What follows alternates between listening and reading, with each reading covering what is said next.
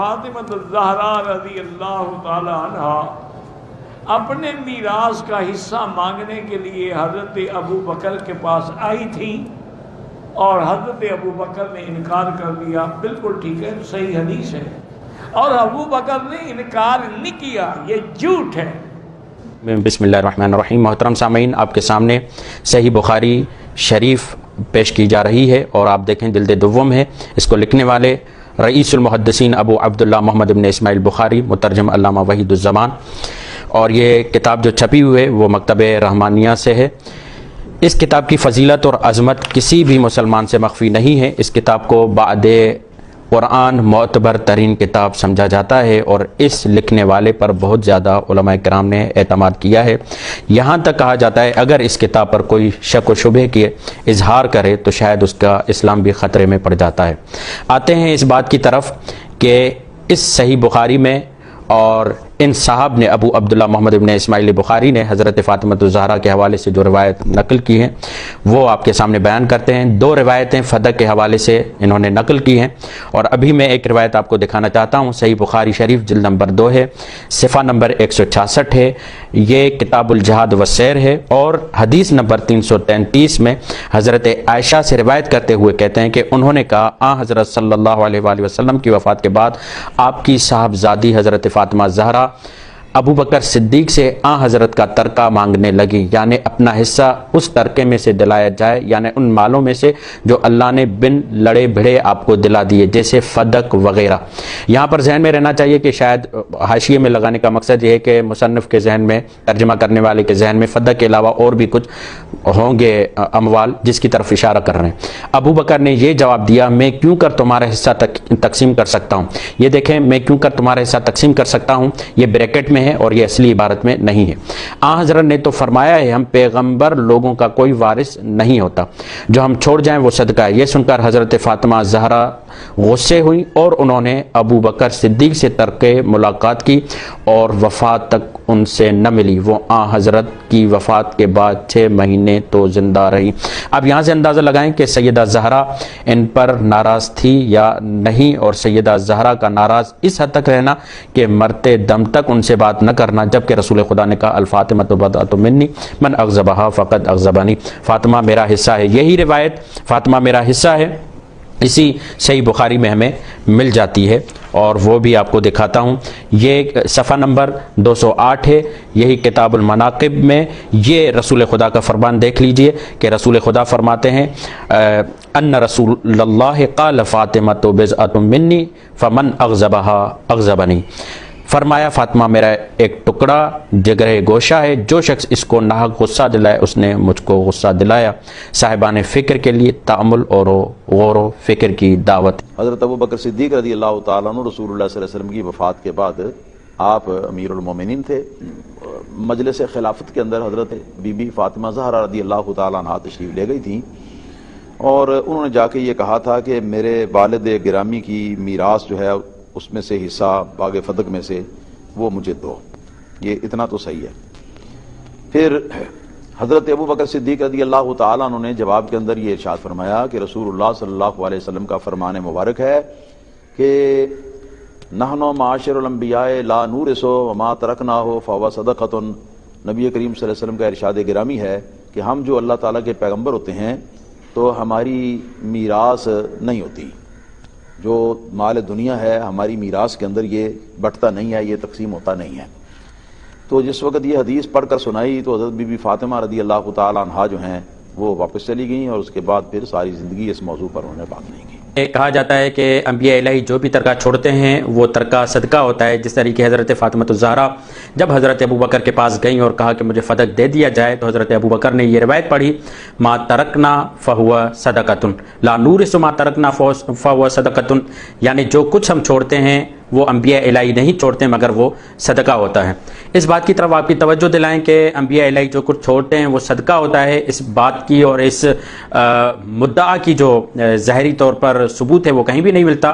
ہم آتے ہیں تفسیر در منشور، تالیف امام جلال الدین عبد الرحمن ابن ابی بکر السیوطی، ترجمہ متن قرآن ضیاء الامت پیر محمد کرم شاہ الازہری رحمۃ اللہ، زیر اہتمام ادارہ ضیاء المصنفین بیرا شریف، ضیاء القرآن پبلیکیشنز لاہور کراچی پاکستان سے چھپی ہوئی کتاب کتاب، اور اس کی جلد نمبر 4 صفحہ نمبر 680 پر جب یہ روایت لاتے ہیں، کون روایت لاتے ہیں؟ امام الفریابی، یہ 680 اور 681 سورہ مریم کی وضاحت میں اور سورہ مریم کی تفسیر میں امام الفریابی نے حضرت ابن عباس رضی اللہ عنہما سے روایت کیا ہے کہ فرماتے ہیں حضرت زکریا علیہ السلام کی اولاد نہ تھی تو آپ نے اللہ تعالیٰ کی بارگاہ میں التجا کی، رب حبلی من لدنک، آیت فرمائے اس کا مطلب یہ ہے کہ وہ میرے مال کا وارث بنے اور آل یعقوب سے نبوت کا وارث بنے۔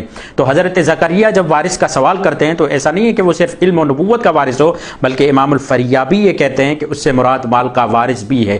تو کہنے والے جب یہ کہتے ہیں کہ لا نورث ما ترکنا فهو صدقۃ، انبیاء الہی نہیں چھوڑتے مگر جو کچھ چھوڑتے ہیں وہ صدقہ ہوتا ہے، تو حضرت زکریا کیوں اپنے لیے مال کا وارث طلب کر رہے ہیں؟ تفسیر در منشور جلد نمبر 4 سورہ مریم کی تفسیر میں، اور پھر آگے یہی تفسیر در منشور علامہ جلال الدین سیوطی بیان کرتے ہیں، اور وہ بیان کرتے ہیں اس آیت کے ضمن میں جب یہ آیت نازل ہوئی سورہ نمل کی، وورث سلیمان داؤد وقال یا ایھا الناس علمنا منطق الطیر واوتینا من کل شیء ان ھذا لهو الفضل المبین، آیت نمبر 16، اور جانشین بنے سلیمان داؤد کے، اور فرمایا اے لوگوں ہمیں سکھائی گئی ہے پرندوں کی بولی اور ہمیں عطا کی گئی ہے ہر قسم کی چیزیں، بے شک یہی وہ نمایاں بزرگی ہے جو ہمیں مرمت ہوئی۔ امام عبد ابن حمید، ابن منذر اور ابن ابی حاتم رحمہم اللہ نے حضرت قتادہ رحمۃ اللہ سے وہ وارث سلیمان داؤد کی یہ تفسیر نقل کی ہے کہ حضرت سلیمان علیہ السلام حضرت داؤد علیہ السلام کی نبوت، آپ کے ملک اور آپ کے علم کے وارث تھے، یعنی ملک جو حضرت داؤد نے اپنے بعد مال ورثہ ترکہ چھوڑا اور حکومت چھوڑی، حضرت سلیمان نے اس کو سنبھالا۔ اور پھر ہم آگے بڑھتے ہیں ایک اور حوالے کی طرف، صحیح بخاری جلد دوم، صحیح بخاری جلد دوم، اس میں ایک روایت سناتے ہیں کہ صحابہ کرام حضرت صلی اللہ علیہ وآلہ وسلم کے زرہ عصا تلوار پیالہ کے متعلق کیا وہ نظریہ رکھتے تھے۔ یہ پارہ نمبر 12 ہے، کتاب الجہاد والسیر، صحیح بخاری شریف جلد نمبر 2، اس میں دیکھیں یہ روایت عربی چھوڑ رہا ہوں، انہوں نے یہ چیزیں استعمال کی اور ان کو تقسیم نہیں کیا۔ کنہوں نے استعمال کی؟ صحابہ کرام یعنی خلیفۃ المسلمین حضرت ابوبکر، حضرت عمر اور حضرت عثمان نے، اور آپ کے موئے مبارک اور نالین اور برتنوں کا بیان جن کو آپ کے اصحاب وغیرہ نے آپ کی وفات کے بعد متبرک سمجھا۔ تو آپ اندازہ لگائیں کہ یہاں پر بہت سارے لوگ یہ کہتے ہیں کہ حضرت رسول خدا کے جانے کے بعد ان کی چیزیں متبرک نہیں ہیں۔ بہرحال کہنے کا مقصد یہ ہے کہ جو بھی چیز ان سے منسوب ہو جائے وہ متبرک ہوتی ہے اور قابل احترام ہوتی ہے، اس کی عزت کرنی چاہیے۔ اور مزید ہمیں ایک اور حوالہ آپ کو بتاتے ہیں کہ اگر نبی جو بھی مال چھوڑتا ہے وہ صدقہ ہوتا ہے تو پھر یہ روایتیں ہمارے سامنے بھی موجود ہیں۔ معارج النبوہ کتاب ہے، ملا معین وائز الہروی رحمۃ اللہ علیہ اس کو لکھنے والے ہیں، سیرت نبی کے موضوع پر یہ کتاب ہے۔ وہ بیان کرتے ہیں کہ جبریل امین نازل ہوئے اور کہا حق سبحانہ و تعالیٰ فرماتے ہیں کہ رشتہ داروں کا حق دو۔ حضرت نے پوچھا کہ خیش کون ہے اور ان کا حق کیا ہے؟ جبریل امین علیہ السلام نے فرمایا کہ فاطمہ ہے، حوائط فتح کو اسے دو اور فتح میں خدا اور رسول کے لیے جو کچھ ہے اسے دے دو۔ حضرت صلی اللہ علیہ وسلم نے حضرت فاطمہ کو بلایا اور اس کے لیے تحریر لکھ دی، یہ اس کے پاس ثبوت تھا، اور رسول خدا کی وفات کے بعد حضرت ابوبکر کی خدمت میں اسے پیش کیا اور کہا کہ یہ رسول اللہ کی تحریر ہے جو انہوں نے میرے حسن اور حسین کے لیے لکھی تھی۔ اور اس کے بعد آپ کو معلوم ہونا چاہیے کہ اگر صرف واقعاً یہ روایت تھی اور لا نورث ما ترکنا فهو صدقۃ اس کا اعتبار بھی تھا تو ہم ام السیر سیرت حلبیہ میں امام علی ابن برہان الدین حلبی لکھتے ہیں کہ جب بی بی فاطمہ ابو بکر کے پاس آئی اور کہا کہ مجھے فدق دیں تو ابو بکر نے فدق کی تحریر لکھ دی۔ علامہ ابن جوزی لکھتے ہیں کہ حضرت ابو بکر نے فدق کی جائیداد کے متعلق حضرت فاطمہ کے لیے تحریر لکھ دی تھی۔ اسی وقت حضرت عمر تشریف لائے اور پوچھا یہ کیا ہے؟ صدیق اکبر نے فرمایا میں نے فاطمہ کے لیے ان کے والد مکرم کی میراث کے سلسلے میں تحریر لکھ دی ہے۔ فاروق اعظم نے کہا پھر آپ مسلمانوں کی ضروریات پر کہاں سے خرچ کریں گے جبکہ آپ کو معلوم ہے کہ عرب آپ کے ساتھ برسرے جنگ ہیں۔ اس کے بعد حضرت عمر نے وہ تحریر لے کر پھاڑ دی۔ سیرت حلبیہ اردو 533 صفحہ نمبر جلد نمبر 6 نصف آخر۔ کہنے کا مقصد یہ ہے کہ اگر صرف یہی روایت اور اسی پر اعتبار تو پھر یہ بعد والی روایتیں کیا کہتی ہیں کہ حضرت ابو بکر نے انہیں مال دیا۔ کہنے کا مقصد یہ ہے کہ اس روایت کا کوئی اعتبار نہیں ہے کہ لا نورث ما ترکنا فهو صدقۃ، بلکہ یہ ثابت ہے کہ انبیاء الہی جو مال چھوڑتے ہیں ان کی اولاد ہی ان کی وارث بنتی ہے۔ اس بات پر توجہ فرمائیں تو پھر فاطمہ زہرا کیوں نہیں رسول خدا کے مال کی وارث بن سکتی ہیں؟ وما علینا الا البلاغ المبین۔